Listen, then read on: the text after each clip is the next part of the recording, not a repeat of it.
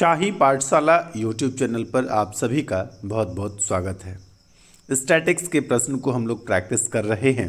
इसी कड़ी में आज मैं लेकर उपस्थित हुआ हूँ 64वीं बीपीएससी मुख्य परीक्षा के क्वेश्चन नंबर 13 को। आइए देख लेते हैं सबसे पहले कि क्वेश्चन नंबर 13 क्या है और फिर एक एक प्रश्न को बारी बारी से हम लोग बनाते चलेंगे। सबसे पहले बहुशलाका लेखा चित्र और लाइन ग्राफ को समझेंगे। इससे पहले हम लोग पढ़ लेते हैं कि प्रश्न का क्या कहना है। निम्न बहुशलाका लेखा चित्र चयनित निर्माताओं द्वारा किसी एक प्रकार के वाहन जिसकी संख्या 1000 में दी हुई है का उत्पादन 3 वर्ष की अवधि के लिए दर्शाता है। और रेखा चित्र जो नीचे आप देख रहे हैं, रेखा चित्र वाहनों के मूल्य को वर्ष 2017 के लिए दर्शाता है। तो समझ लेते हैं बहुशलाका लेखा चित्र में क्या है। तो बहुशलाका लेखा चित्र में वाहनों की संख्या नीचे से ऊपर बढ़ने के क्रम में 1000 में दी हुई है और उसका उत्पादन जो है ये भी 1000 में है। ये वाहनों की संख्या उत्पादन नहीं है। ये कंपनी ए के लिए तीनों वर्ष 2015, 2016, 2017 के लिए, उसी प्रकार से बी, कंपनी सी, कंपनी डी और कंपनी ई 5 कंपनियों के लिए तीनों वर्ष का आंकड़ा आपको बहुशलाका लेखा चित्र में दिया गया है। उसके बाद रेखा चित्र में यहाँ पर वर्ष 2017 के लिए जो है विक्रय मूल्य और क्रय मूल्य को दिखाया गया है। कंपनी ए के लिए यहाँ पर क्रय मूल्य 3.6 है और विक्रय मूल्य कितना है 4.2। तो इसको देखना थोड़ा कठिन हो जाता है।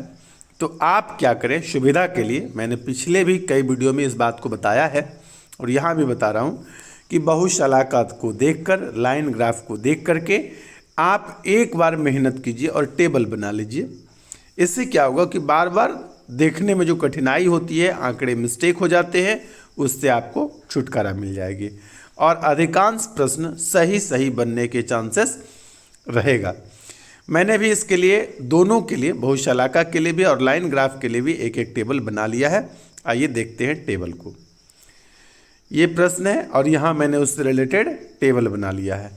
कंपनी ए के लिए वर्ष 2015 में, वर्ष 2016 में, वर्ष 2017 में जितने भी आंकड़े हैं मैंने उतार लिए। कंपनी बी के लिए भी उसी प्रकार से तीनों वर्ष के लिए, कंपनी सी के लिए भी, कंपनी डी के लिए, सभी कंपनियों के लिए उतार लिया। 2015 में सभी कंपनियों का कुल योग, 2016 में सभी कंपनियों का कुल योग, 2017 में सभी कंपनियों का कुल योग, या फिर इस तरफ से कंपनी ए के तीनों वर्षों का उत्पादन, कुल उत्पादन, कंपनी बी के तीनों वर्षों का कुल उत्पादन, कंपनी सी के तीनों वर्षों का कुल उत्पादन, एवं प्रकार से आप यहाँ से निकाल सकते हैं। इसमें बहुत आसानी होगी, सुविधा होगी। इसी प्रकार से लाइन ग्राफ से भी मैंने एक टेबल तैयार कर लिया है 5 कंपनियों के लिए।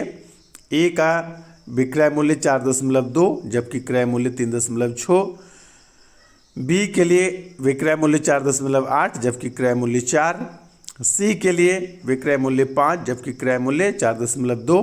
इस प्रकार से डी और ई सभी के लिए हमने निकाल लिया है। एक एक करके अब प्रश्न को समझते जाएंगे और इसी दोनों बहुशलाका द्वारा निर्मित टेबल और एक क्रय मूल्य विक्रय मूल्य लाइन ग्राफ द्वारा निर्मित टेबल से हल करते चले जाएंगे। आइए सबसे पहले प्रश्न को पढ़ते हैं। यहाँ पर पहला प्रश्न है, वर्ष 2015 से वर्ष 2017 में वाहनों के उत्पादन में कुल कितने प्रतिशत की वृद्धि हुई है। तो देख लेंगे कि वर्ष 2015 से 2017 में वाहनों के उत्पादन में कितने प्रतिशत की वृद्धि हुई है। जब आप टेबल देखेंगे तो कितना सुविधा है। वर्ष 2015 में सभी कंपनियों का जो कुल उत्पादन था वो कितना था, 50 था। वर्ष 2017 में कुल उत्पादन कितना है, 86 है।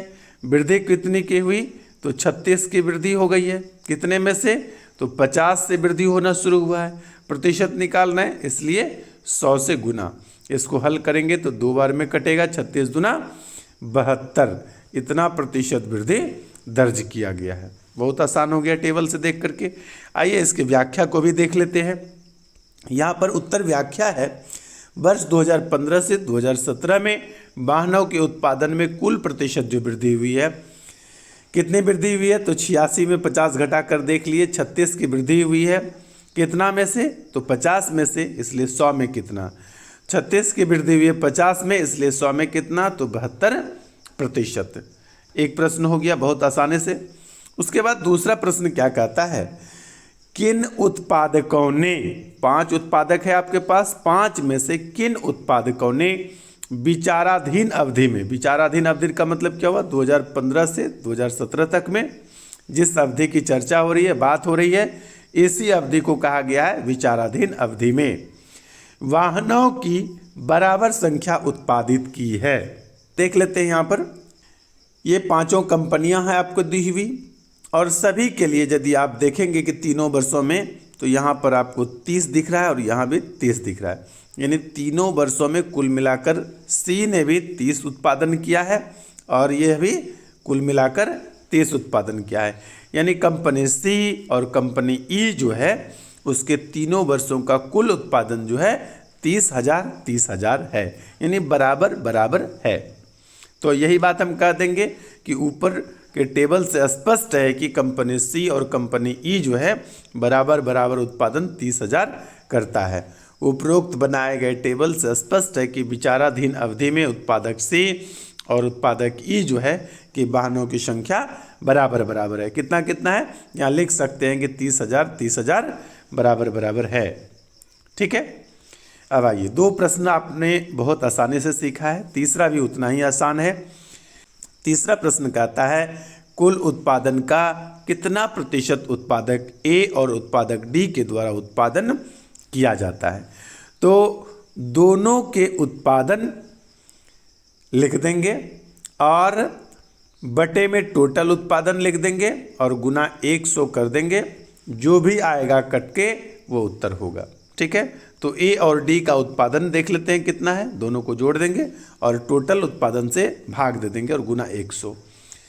तो ए का उत्पादन कितना है, 47 है, डी का उत्पादन कितना है, 45 है, दोनों को जोड़ेंगे, 47 प्लस 45 दोनों को जोड़ेंगे और बटे कितना करेंगे, टोटल उत्पादन कितना है 200 और गुना कितना करेंगे 100, जो भी कटा कर होगा वो उत्तर होगा।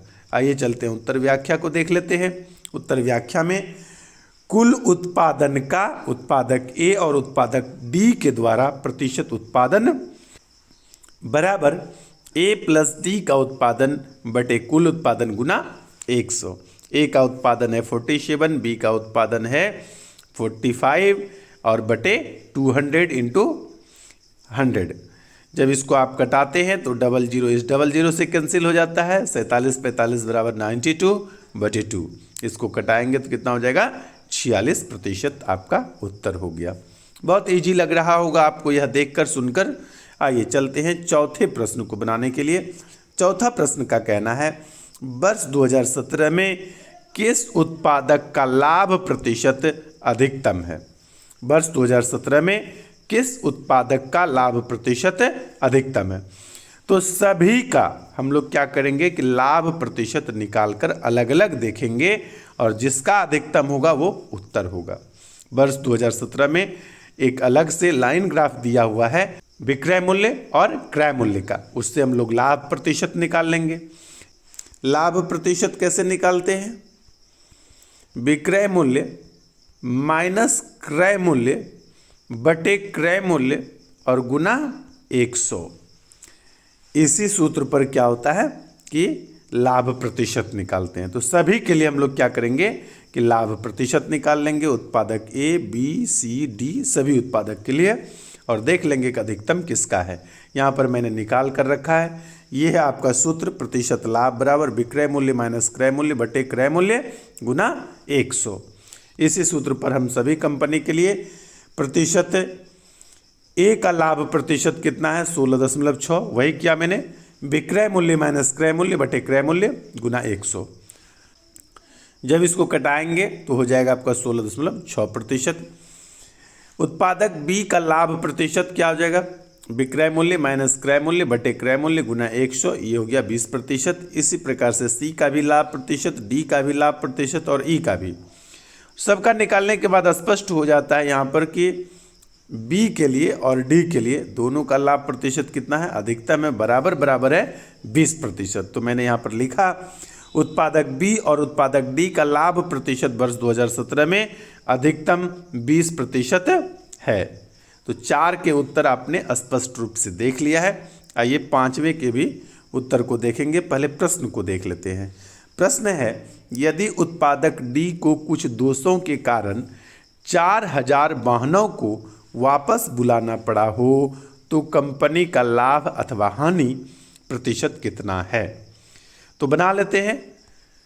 वर्ष 2017 में लाभ हानि की बात कर रहा है तो उसके लिए लाइन ग्राफ अलग से भी दिया हुआ है, इसलिए वर्ष 2017 का ही निकालेंगे हम लोग।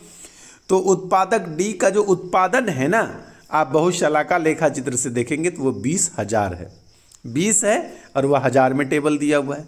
दोष के कारण वापस कितना होता है, 4000, यानी कि बिक्री के लिए जो वाहन गया उसकी संख्या कितनी है, तो 20,000 में 4000 घटाएंगे तो कितना हो जाएगा, 16,000। उत्पादक डी का जो विक्रय मूल्य है ना वो 4.8 लाख रुपए है, ठीक है। यानी 16,000 वाहन का विक्रय मूल्य 4.8 लाख गुना 16,000, तो गुना करेंगे तो ये हो जाएगा 76,800 लाख रुपए।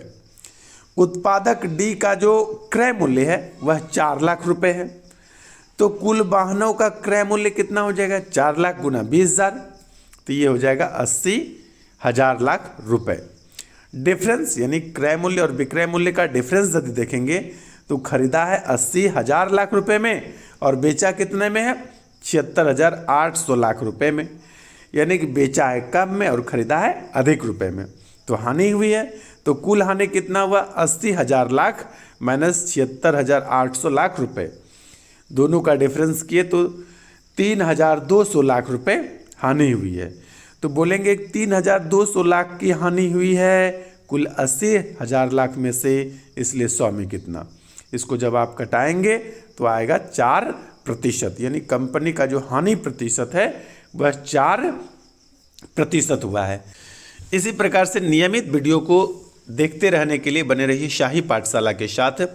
कुछ स्टूडेंट्स मुझे कमेंट कर रहे थे कि सर एग्ज़ाम नज़दीक आ गया है, इम्पॉर्टेंट क्वेश्चन के लिए सजेशन दे दीजिए, तो मैं उसके लिए काम कर रहा हूं। 1 से 2 दिन के अंतर्गत आपको निश्चित रूप से मुख्य परीक्षा का जो गेस क्वेश्चन है, इम्पॉर्टेंट क्वेश्चन है, मेरी तरफ से दे दिया जाएगा, लेकिन थोड़ी सावधानी रखिएगा। मैं जो दे रहा हूं या दूंगा वह गेस प्रश्न होगा, बोर्ड का उठा करके प्रश्न नहीं होगा। उसको आप इम्पॉर्टेंट मानकर उस प्रश्न को भी तैयार कर लेंगे, ऐसा नहीं कि सिर्फ इसी प्रश्न को तैयार करके रह जाएंगे, ठीक है। मैं गेस प्रश्न दूंगा और उम्मीद है कि उतना में से ही आ जाएगा, लेकिन गारंटी कुछ भी नहीं रहेगा, ठीक है। बने रहिए शाही पाठशाला के साथ। आज के लिए इतना ही, धन्यवाद।